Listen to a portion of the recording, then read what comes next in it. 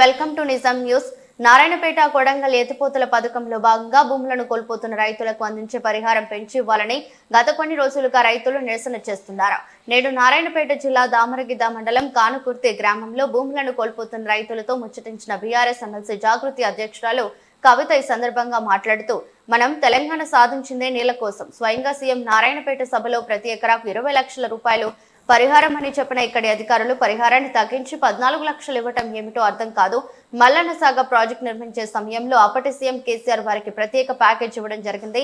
అలాగే ఇక్కడ కానుకుర్తిలో ముంపు గురవుతున్న భూములకు 35 నుండి 40 లక్షల పరిహారం అందించే ముందు ఈ గ్రామం ప్రాజెక్టు ద్వారా ముంపు గురయ్యే అవకాశం ఉందని, కావున ఇక్కడ సెపరేట్ ఆర్ఆర్ ప్యాకేజ్ ఇచ్చి భూములు కోల్పోతున్న వారి కుటుంబ సభ్యులలో ఒకరికి ఉద్యోగం కూడా ఇవ్వాలని కోరారు. ప్రాజెక్టు అంచనాలను పెంచి తట్టెడు మట్టి తీయకుండా ప్రాజెక్ట్ కాంట్రాక్టర్ల జేబులోకి 1500 కోట్లు పోయాయని ఆరోపించారు. మేము ప్రాజెక్టులకు వ్యతిరేకం కాదు, ఈ ప్రాజెక్టును పైపుల ద్వారా కాకుండా కాలువల ద్వారా నిర్మించాలని కోరారు. కార్యక్రమంలో గ్రామస్తులు వెంకటరెడ్డి, భాస్కర్ రెడ్డి, గవినోల్లా శ్రీనివాస్, గౌని శ్రీనివాసులు మరియు గ్రామ రైతులు, ప్రజలు పాల్గొన్నారు.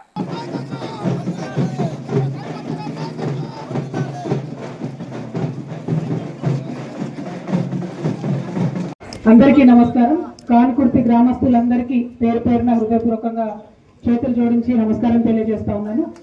అదేవిధంగా గౌరవనీయులు పెద్దలు వెంకటరెడ్డి గారికి, శ్రీనివాస్ గారికి, ఎక్స్ సర్పంచ్ మన సీనా ఓకే సుభాష్ గారికి, నారాయణ స్వామి గారికి, సత్యనారాయణ రెడ్డి రావాల్సిందే మా కానుకుర్తికి వచ్చి ఈ గ్రామంలో జరుగుతున్నటువంటి అన్యాయాన్ని నిలదీయాలని చెప్పినటువంటి తమ్ముడు గవినోల శ్రీనివాస్ గారికి ప్రత్యేకంగా ధన్యవాదాలు తెలియజేస్తా ఉన్నాను. ముందుగా మీ అందరికీ తెలియాల్సినటువంటి అంశం, మనం తెలంగాణ తెచ్చుకున్నదే నీళ్ళ కోసం. తెచ్చుకున్నది ఎందుకోసం? ప్రతి గ్రామానికి మంచిగా నీళ్లు రావాలన్నటువంటి ఆలోచనతో తెచ్చుకున్నాం. తెలంగాణ రాకముందు 10 ఏళ్ల కింద పాలమూరులో కూడా ఎక్కడంటే అక్కడ కరువు ఉన్న పరిస్థితి ఉండే. ఈ 10 ఏళ్లలో కేసీఆర్ గారు ఉన్న టైంలో మీ అందరు చూసిండ్రు. అంతకుముందు ఎన్నడూ ఎండాకాలంలో నిండని చెర్లన్నీ కూడా మనం నింపుకున్నాం. ఆ చెర్లతో వ్యవసాయం బాగానే సాగించుకున్నాం పాలమూరులో. దాంతోపాటు పాలమూరు రంగారెడ్డి అనేటటువంటి పథకాన్ని మనం ప్రవేశపెట్టుకున్నాం. ఆ పాలమూరు రంగారెడ్డి పథకంతో మహబూబ్నగర్ జిల్లాలో దాదాపుగా 9 లక్షల ఎకరాల కోసం, రంగారెడ్డి జిల్లాలో 3.5 లక్షల ఎకరాల కోసం, నల్గొండ జిల్లాలో ఇంకొక 60,000 ఎకరాల కోసం, అంటే మొత్తం కలిపి దాదాపుగా 13 లక్షల ఎకరాల కోసం పాలమూరు రంగారెడ్డి అనే పథకాన్ని మనం పెట్టుకున్నాం. ఎట్లయితే ఉత్తర తెలంగాణలో కాళేశ్వరం ఉన్నదో, దక్షిణ తెలంగాణలో మన పాలమూరుకు రంగారెడ్డికి నీళ్ళు రావాలంటే పాలమూరు రంగారెడ్డి పథకం రావాలని ఆలోచనతో మొదలుపెట్టినాం. కేసీఆర్ గారు మొన్న దిగిపోయే నాటికి 95% పనులు పాలమూరు రంగారెడ్డిలో అయిపోయినాయి. ఇప్పుడు ఎట్లుందంటే ఏనుగు వెళ్ళింది తోక చిక్కింది అన్నట్టుంది. మరి కేసీఆర్ గారు దిగంగానే పాలమూరు బిడ్డను, నేను పాలమూరు పులి బిడ్డనని చెప్పుకునేటటువంటి రేవంత్ రెడ్డి గారు పదవి ఎక్కింది. ఆయన ఎక్కిన తర్వాత ఆయన ఆలోచన ఏముండాలని మేము కోరుకున్నామంటే, ఆ మిగిలిన 5% పనులు చేసుకుంటే తక్షణమే పాలమూరు జిల్లా మొత్తం కూడా పచ్చబడుతుంది, దాంతోపాటు రంగారెడ్డి మంచిగా అవుతుంది, దాంతోపాటు నల్గొండలో ఒక 60,000 ఎకరాలకు నీళ్ళు వస్తాయని మనం అనుకున్నాం. కానీ ఆయన కేవలం ఒకటే పంతం పట్టుకున్నాడు.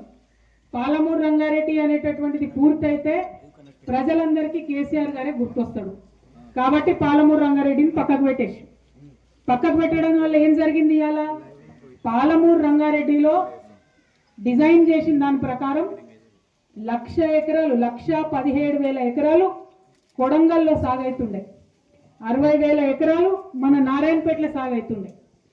రేవంత్ రెడ్డి గారు రాగానే ఏం చేసిండ్రు? పాలమూరు రంగారెడ్డిలో కరివెన దగ్గర నుంచి ఉన్నటువంటి ప్రాజెక్టుని, ప్యాకేజ్ని మొత్తం తీసి పక్కకు పడేసి కొత్తగా కొడంగల్ లిఫ్ట్ ఇరిగేషన్ స్కీమ్ అని పెట్టిండ్రు ఆయన. దానివల్ల లాభం ఏమైంది? జీవో ఇచ్చినారు ఫిబ్రవరిలో 2024లో, పోయిన సంవత్సరంలో. దాంట్లో ఏం చెప్తారంటే కొడంగల్ నారాయణపేట కలిపి మొత్తం 1,00,000 ఎకరాలకు నీళ్ళు ఇస్తున్నారు. అయ్యో ముఖ్యమంత్రి గారు, మీరు ఒకసారి ఆలోచించాలి. 1,80,000 ఎకరాలకు వచ్చేటటువంటి పథకాన్ని పక్కకు పెట్టి 1,00,000 ఎకరాలు వచ్చేటటువంటి పథకాన్ని ఎందుకు చేపట్టినట్టు? మొదలది. రెండవది, ఈ కొడంగల్ లిఫ్ట్ ఇరిగేషన్ స్కీమ్ ఇప్పుడు ఏదైతే పెట్టిండ్రో, ఎన్నైతే మన కానుకుర్తి భూములు పోతున్నాయో దానికి స్టార్టింగ్ పాయింట్, ఒకవేళ ఇది గట్టే మాటనే అయితే దానికి స్టార్టింగ్ పాయింట్ నిజానికి జూరాలలో తీసుకోవాలి. జూరాలలో తీసుకుంటే ఏమవుతుందంటే సంవత్సరం పొడుగుతా జూరాలలో 30 నుండి 40 రోజులు మంచిగా వరద వారుతుంది. అందులోకి నీళ్ళు తీసి చిన్న చిన్న రిజర్వాయర్లు కట్టుకొని వాటిని దాచిపెట్టుకుంటే సంవత్సరం పొడుగుతా మన రైతులకు లాభం అవుతుంది. వారందరికీ మళ్ళీ ఒకసారి ప్రభుత్వం పిలిపించి ఖచ్చితంగా చర్చలు చేయాలి. అన్న చెప్పినట్టు హైదరాబాద్కు దగ్గరగా ఉన్నది, భూమి విలువ పెరిగినటువంటి పరిస్థితి ఉన్నది. ఇటువంటి సందర్భంలో ఇదివరకు మల్లన్న సాగర్ నిర్వాసితులకు కూడా ప్రత్యేక ప్యాకేజీలు ముఖ్యమంత్రి గారు ఆనాడు కేసీఆర్ గారు చొరవ తీసుకొని ఇప్పించడం జరిగింది. అదేవిధంగా ఇప్పుడు కూడా ఎకరానికి అన్న వాళ్ళు డిమాండ్ చేసినట్టు 35 నుండి 40 లక్షల రూపాయలు ఇస్తే అందరికి కూడా గిట్టుబాటు అయ్యేటటువంటి ఆస్కారం ఉంటుంది.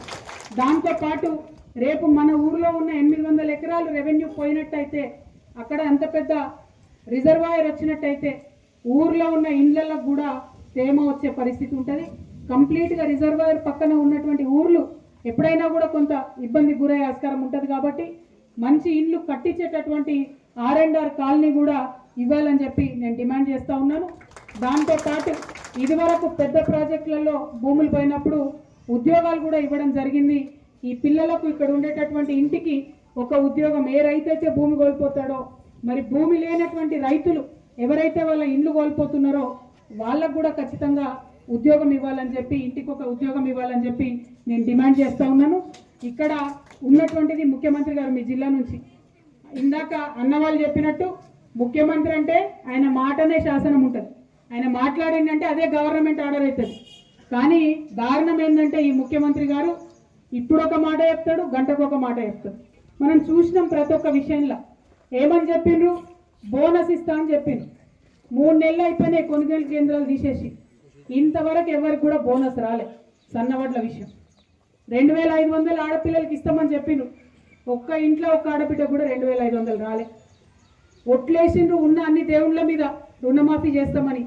60% దాకా రుణమాఫీ అయిన తప్పితే ఎక్కువ ఎక్కడ రుణమాఫీ కాలే.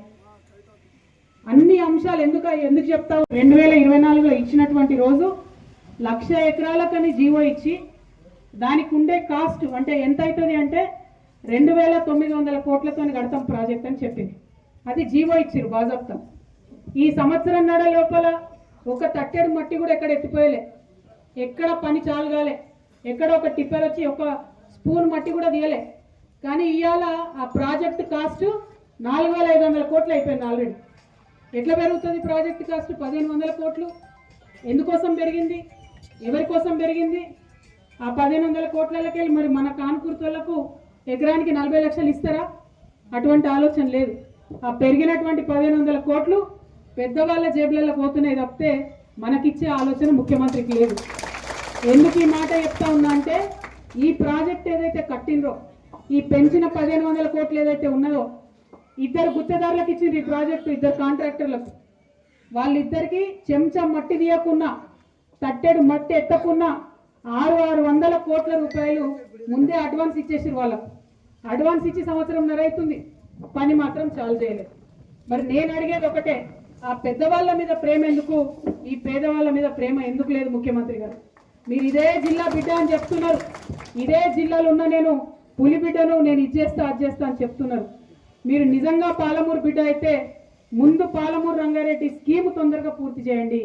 దయచేసి 9 లక్షల ఎకరాలకు వచ్చేటటువంటి ఆ పథకాన్ని తొందరగా పూర్తి చేయండి. రెండవది, ఈ కొడంగల్ లిఫ్ట్ ఇరిగేషన్ స్కీము, ఈ డిజైన్లో 80,000 ఎకరాలకు తక్కువ నీళ్ళు వస్తున్నాయి ఇదివరకు ఉన్న దానికన్నా. కాబట్టి తక్షణమే మక్తల్లో, నారాయణపేటలో, ఊట్కూరులో, దామరగిద్దలో మరి అందరికీ కూడా నీళ్ళు వచ్చేటట్టుగా ఈ ప్రాజెక్టు స్కోప్ను పెంచాలని కూడా నేను డిమాండ్ చేస్తూ ఉన్నాను. మరి దీంతో పాటు ఎవరైతే ఇవాళ భూములు మేమందరం నెత్తి నోరు కొట్టుకొని మొత్తుకున్నా కూడా కరివెన ప్రాజెక్టు తీసి పక్కకు పెట్టి జూరాల నుండి కాకుండా ఈ భీమాలో బూత్పూర్ కాడికెళ్ళి దీనికి లింక్ పెట్టింది. బూత్పూర్ కాడికెళ్ళి లింక్ పెట్టుడుతో ఏమైంది? ఇప్పుడు అసలు ఆ భీమాలనే సగం నీళ్ళు రావు, నిండా నీళ్ళు రావు, ఇంకా దానికి కొంత పని బాకీ ఉన్నది. ఇప్పుడు ఆ భీమాలకెళ్ళి 4 TMCలు కొడంగల్ లిఫ్ట్ ఇరిగేషన్ స్కీమ్ తీసుకుంటే మక్తలు కూడా ఎండేటటువంటి పరిస్థితి వస్తుంది. పూర్వంగా మక్తలకు నీళ్లు రావు.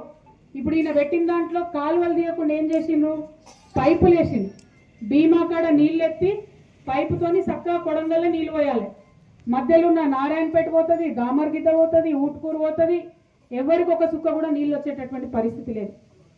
కేసీఆర్ గారు కాళేశ్వరంలో కూడా పైప్తో ఇరిగేషన్ చేసిండు. మా నిజామాబాద్ జిల్లాలో కూడా ఆ ప్యాకేజ్ ఉన్నది.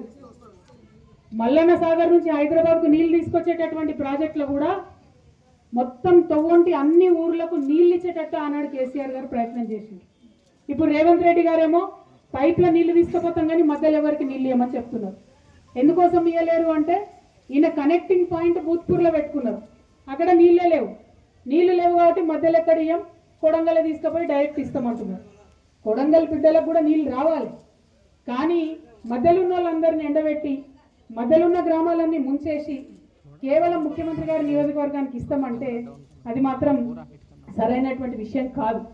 రెండవది, ఏదైనా పరిష్కారం ముఖ్యమంత్రి స్థాయిలో ఉన్న వ్యక్తి చూపిస్తే అది శాశ్వతంగా ఉండాలి. మళ్ళీ ఊకూకే రిపేర్ చేసినట్టు ఉండదు.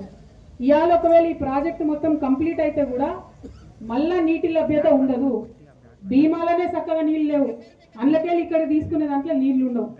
మరి నీళ్లు రానటువంటి పైపుల కోసం మన ఊరు ముంచడం అన్నది మొదట మనం ఆలోచన చేసుకోవాలి. రెండవ అంశం, మీ అందరినీ నేను కోరేది, ఎక్కడైనా ప్రాజెక్టులు కట్టినప్పుడు తప్పకుండా కొంతమందికి నష్టం జరుగుతుంది, కొంతమందికి లాభం జరుగుతుంది. కానీ ఈ ప్రాజెక్టు వల్ల మాత్రం మెజారిటీ ప్రజలకు నష్టం జరుగుతుంది తప్పితే లాభం జరుగుతుంది. ఇలా ఇంకొక ముచ్చట కూడా, మీరు పార్టీల వాళ్ళం ఇక్కడ ఉన్నాం, కానీ ఒక వ్యక్తి ఆయన వ్యక్తిత్వం దాని మీద కూడా చర్చ జరగాలి. నారాయణపేటకు వచ్చి ఇక్కడ 20 లక్షలు ఇస్తా అని చెప్పిపోతే ముఖ్యమంత్రి గారు ఆఫీసర్కి ఎంత దమ్ము ఉండాలో 14 లక్షలకు ఇచ్చేది. నిన్న మొన్న నోటీసులు వచ్చినాయి కదా మనందరికీ 14 లక్షలు తీసుకుంటామని. మరి ముఖ్యమంత్రి ఒక మాట, ఆఫీసర్ ఒక మాట చెప్తాడా? అంటే ముఖ్యమంత్రికి విలువ ఉన్నట్ట లేదా? ఒక్క మాట ఆలోచన చేయాలి. ముఖ్యమంత్రి గారు బాధ్యతాయుతమైన పదవిలో ఉన్నవారు, వారు ఇచ్చినటువంటి మాట సంపూర్ణంగా నిలబెట్టుకోవాలని నేను కోరుతున్నాను. 20 లక్షలు కూడా హైదరాబాద్కి దగ్గర ఉన్నది కాబట్టి, ఇక్కడ విలువ తక్కువ కాబట్టి అందరినీ కూర్చోబెట్టుకొని మళ్ళొకసారి మీటింగ్ పెట్టి 35 నుండి 40 లక్షల లోపల ధర వచ్చేటట్టుగా భూములకు ఇవ్వాలని చెప్పి నేను గౌరవ ముఖ్యమంత్రి గారిని డిమాండ్ చేస్తున్నాం.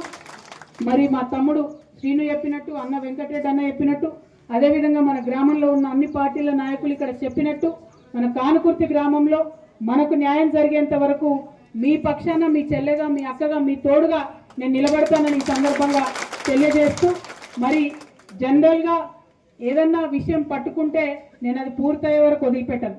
ఇవాళ కానుగుర్తుకు వచ్చినామంటే మన సమస్య తీరేంత వరకు, మీ అందరికీ నచ్చేటటువంటి పరిష్కారం దొరికేంత వరకు కూడా వదిలిపెట్టకుండా మీ వెంట ఉంటానని చెప్పి మీ అందరికి కూడా మళ్ళొకసారి తెలియజేస్తూ, మరి గ్రామంలో అక్కడ మొదలు చౌరస్తా దగ్గర నుంచి ఇక్కడి వరకు మంచిగా ఎదుర్కొని డప్పులతోని వాయిద్యాలతోని తీసుకొని వచ్చి మర్యాదపూర్వకంగా తీసుకొని వచ్చినటువంటి మా అక్క చెల్లెలకు, అన్నదమ్ములకు, యువమిత్రులకు అందరికీ కూడా మళ్ళొకసారి ప్రత్యేకంగా ధన్యవాదాలు తెలియజేస్తున్నా.